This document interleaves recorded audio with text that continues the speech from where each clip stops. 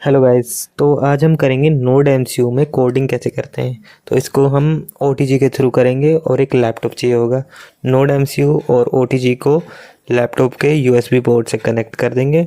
तो चलते हैं अब अपने लैपटॉप स्क्रीन की ओर।